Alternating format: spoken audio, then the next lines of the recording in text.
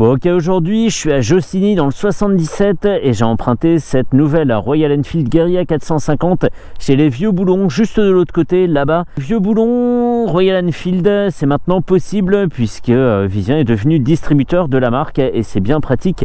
Pour les trouver, c'était devenu un petit peu compliqué.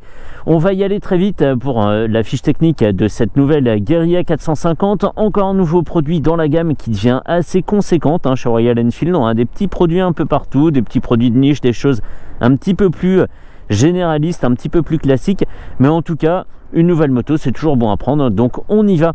À l'avant on a un pneu Site Grip XL Rad Steel, c'est son nom, son prénom et le nom de ses grands-parents. Il fait 120 de large en 17 pouces, tout ça arrêté par un disque de 310 mm avec un étrier Bibre 2 pistons équipé de l'ABS. On a une fourche Showa traditionnel, 11 litres de réservoir pour alimenter ce monocylindre de 40 chevaux et 452 cm3 de cylindrée. Cette puissance est atteinte à 8000 tours et on a 4,2 m/kg de couple à 5500 tours. On a une boîte 6, pas de shifter ici, une transmission par chaîne, une selle à 780 mm de haut et à l'arrière une jante en 17 pouces avec un pneu en 160 de large et un disque de 270 mm de diamètre avec un étrier simple piston. Cette machine elle pèse 184 kg et cette Guerilla 450 elle est proposée à 5690 €, ce que je trouve plutôt honnête comme tarif. C'est de plus en plus rare de trouver des motos avec des prix contenus comme celui-ci, donc autant en profiter. Après c'est vrai qu'il faut aussi juger du rapport prix-prestation, c'est ce que je vais faire tout de suite. On y va, allez c'est parti. Hop hop, elle est ici aux couleurs de quoi, un peu de la Jamaïque, non? C'est un petit peu ça. C'est parti, on rappelle son nom sur le TFT de 4 pouces qui est tout rond, tout mignon. Et on est parti.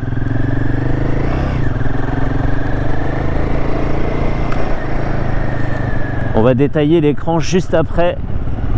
Et ce qu'on peut déjà dire, c'est qu'il est d'une clarté vraiment sublime. On peut y aller, on va essayer de pas trop serrer les cyclistes. Waouh, on s'arrache plus que bien là. Trop bien. Trop bien. On va tourner ici, toujours super casse-gueule ce virage. Regarde au loin, pas en butée deux directions. J'étais tellement concentré que j'ai pas rétrogradé. Et c'est parti, on laisse le moteur s'éveiller.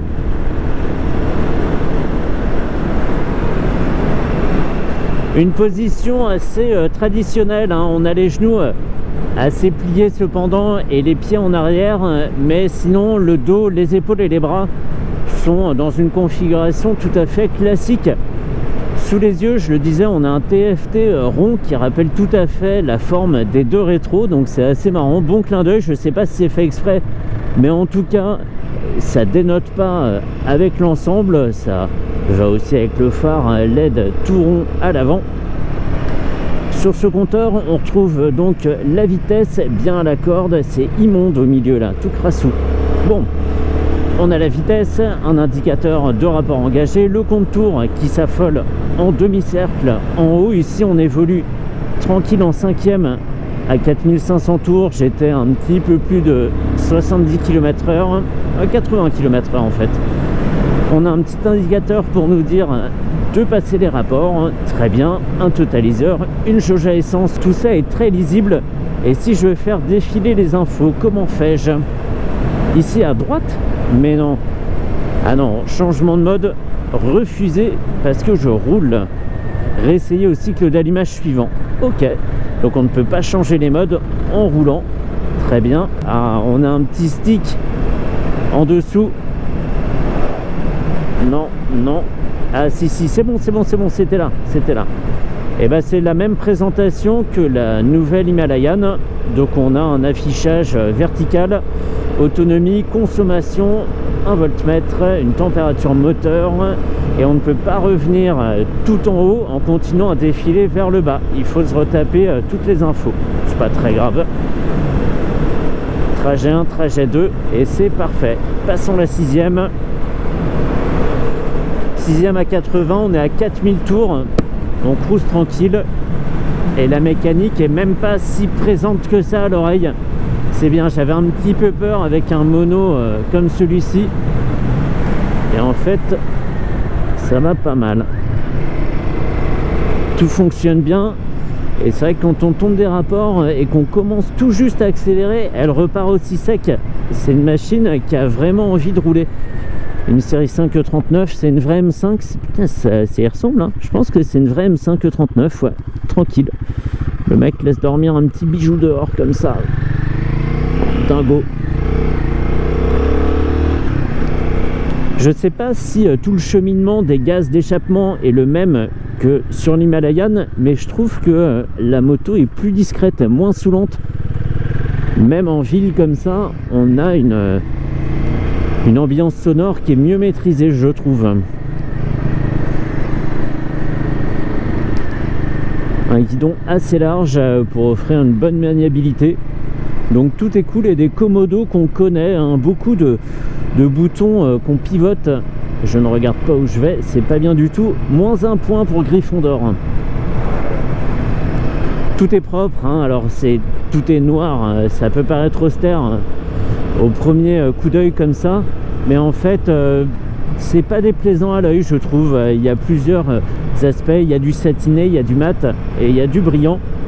Je trouve que pour du full black comme ça le fait carrément. Et on a ici une petite prise USB rapportée qui est accrochée avec une bague. Niveau intégration, on a déjà vu mieux. Allez, ça pousse. On a envie de rouler vite avec cette moto, hein. On a envie de cravacher ce moteur, de lui faire cracher ses tripes, parce que c'est le message qu'il nous envoie. On peut bourriner, j'ai presque envie de tomber de rapport et de remettre un gros coup de gaz pour repartir, tellement elle incite comme ça à la déconne, même un petit peu plus que c'était quoi déjà cette moto, c'était la Super Meteor, un truc comme ça, je sais plus, il me semble, je sais plus. Mais en tout cas, elle incite plus à la déconne que des motos par exemple de 650 cm3 chez Royal Enfield. Et les pneus CEAT ne se font pas remarquer sur l'angle. C'est très bien, on roule tranquille. Ah, qu'est-ce que je me suis pris? Ah, c'était une feuille. Punaise, en plein torse quoi. Je crois que je suis blessé. Aïe.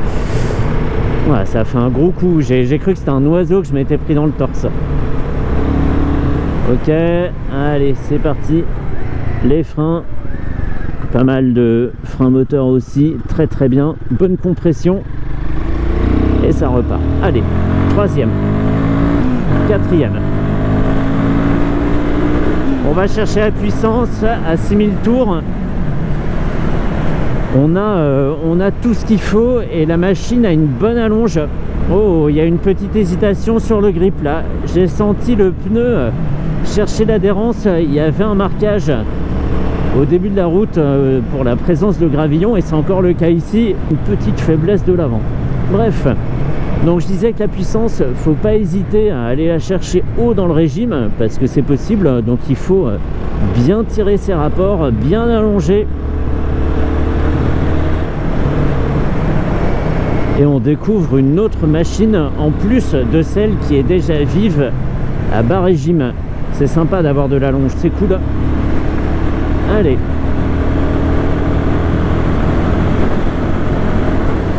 On a une suspension assez ferme à l'arrière. C'est un petit peu tape-cul. On a l'impression, quand on roule sur une bosse normale, qu'en fait c'est une toute petite bosse comme ça en triangle et que ça casse vraiment la suspension arrière. Allez, kick-on, on repart. Avec une mélodie pas abusée, mais un amortissement arrière qui nuit à la précision du pilotage. C'est dommage. C'est dommage parce qu'on se paye des remontées comme ça dans la selle. On a tendance à couper le gaz par peur, en ce qui me concerne, de faire décoller l'arrière et de perdre du contrôle. On est tranquille. Sur l'écran, on trouve aussi l'horloge et la température extérieure. Et ici, nous avons un petit 17 degrés. Les gants été sont un peu justes. super marrant en tout cas. J'espère qu'elle cannibalisera pas trop la 350 parce que c'est des machines assez proches en joie de vivre, comportement, c'est très voisin. C'est un risque que Royal Enfield prend ici. S'ils l'ont fait, c'est que c'est étudié, j'imagine. Un produit sérieux, hein, rapport pré-prestation, on peut en parler maintenant. Hein, pour 5700 €, on a de l'équipement là où il en faut, l'ABS, l'anti-dribble, ce TFT de 4 pouces très joli, là où tous les constructeurs ne mettent pas encore de TFT pour le confort, c'est sympa. On a de place, une autonomie peut-être un peu juste puisqu'on a que 11 litres d'essence, mais un comportement hyper joyeux, très bien dosé, très bien calculé sur toute la plage de régime. On a une machine très vivante et c'est vraiment agréable, même à des petits rythmes comme ça. On a une moto qui a du répondant. 50 à l'heure, c'est vraiment limité à 50 là. On va le voir, je fais un petit kickdown, dépassement. Hop. Ça cravache. Ok. Ok, et à l'avant, même si le disque est tout seul, il fait un très bon boulot. Il est bien dimensionné pour le poids de la machine. Et la fourche Showa travaille très bien à la fois sur les imperfections, puisque j'en ai pas parlé pour l'avant, et sur le freinage où on garde une moto super sereine. Ah bah, je suis super content de l'avoir trouvé cette Guerilla 450 et encore plus chez les vieux boulons. Ça facilite vraiment les choses. Allez, on va pouvoir partir. Le petit exercice du lent est terminé et on repart. C'est parti. Allez, gaz en grand.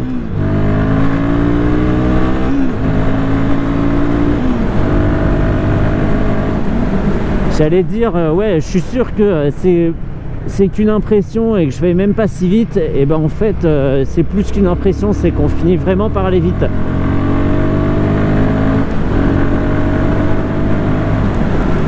Et sans vibration gênante, hein.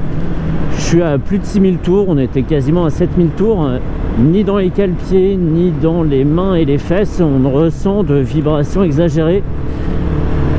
C'est tout à fait gérable. Allez.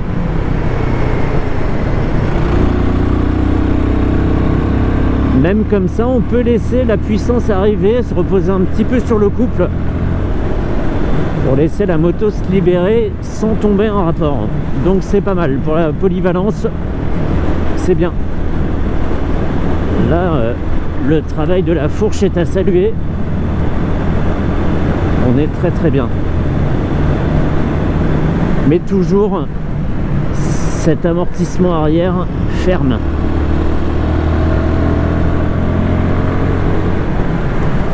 Ah, j'adore, hein. J'adore. Hein.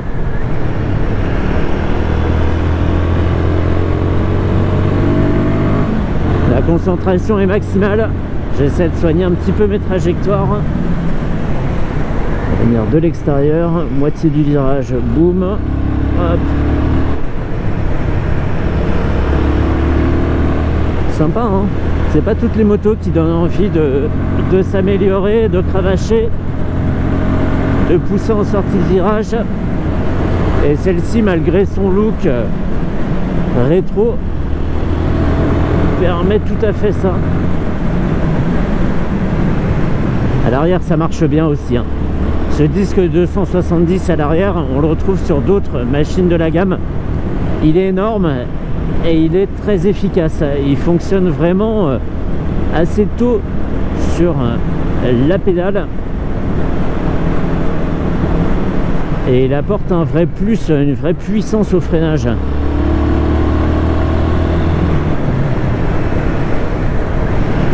Hop là, allez, on va essayer de pas se faire peur ici.